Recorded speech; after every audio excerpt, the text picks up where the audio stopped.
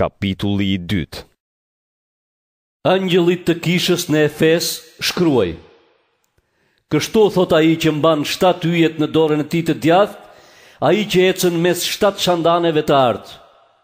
I njoh veprat e tua, mundimin dhe durimin tënd.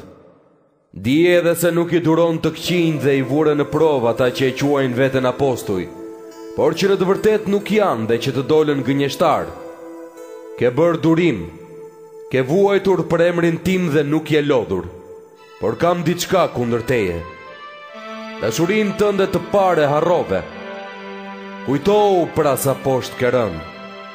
Pendohu dhe bëj veprat e para. Nëse nuk pendohesh, do të vi dhe do ta heq shandanin tënd nga vendi. Por ti ke këtë të mirë, se i urren veprat e Nikolaitëve, që edhe unë i urrej. Kush ka vesh, le të dëgjojë çfarë u thot kisha dhe shpirti i shenjtë. Atij që fiton, do t'i jap të hajë nga pema e jetës, që është në parajsën e Perëndisë. Angjëllit të kishës në Smirn shkruaj: Kështu thot i pari dhe i fundit që vdiq, por u kthye në jetë. E njoh pikëllimin dhe varfërinë tënde, por je i pasur. I di edhe fyrjet që thon kundër teje ata që hiqen se janë judejnë, e që në të vërtet nuk janë, por janë sinagoge Satanit. Mos ki frikë nga ato që do të vuash. Ja, djalli do të hedh disa prej jush në burg, që të vijeni në provë, dhe për 10 ditë do të keni pikëllim. Qëndro besnik deri në vdekje, dhe do të t'jap kurorën e jetës. Kush ka vesh, le të dëgjojë çfarë u thot kisha dhe shpirti i shenjtë. Ai që fiton nuk do të preket nga vdekja e dytë. Angjëllit të kishës në Pergam shkruaj: Kështu thot ai që ka shpatën e mprehtë me 2 tehe. E di ku banon. Atje ku është froni i Satanit.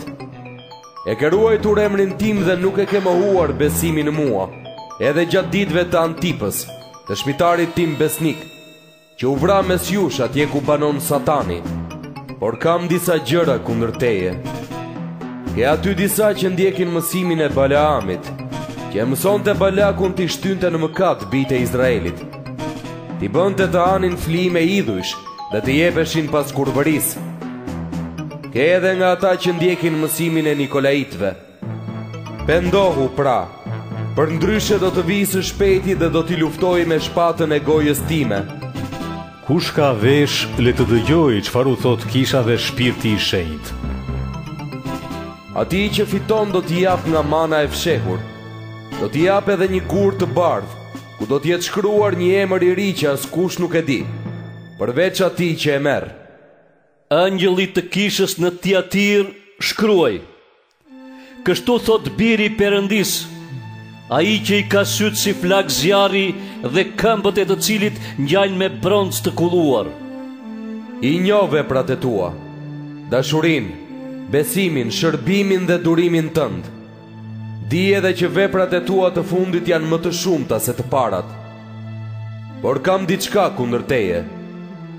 Ti lejon Jezabelën, një grua që e quan veten profetesh, të mësoj dhe të mashtroj shërbëtorët e mi, duke i shtyrë të jepen pas kurvërisë dhe të hanë flijime idhujsh.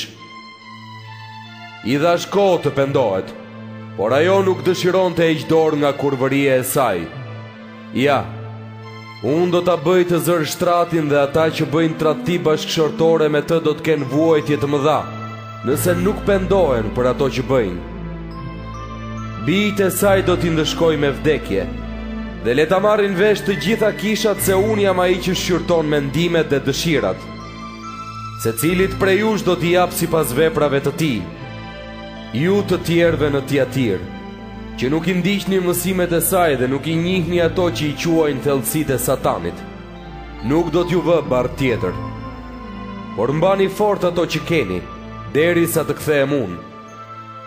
Atij që fiton dhe bën deri në fund veprat e mia, do t'i jap pushtet mbi kombet, të cilat ai do t'i udhëheq me skeptër të hekurt, dhe do t'i thyej si en balte, ashtu siç e mora edhe unë pushtetin nga Ati im.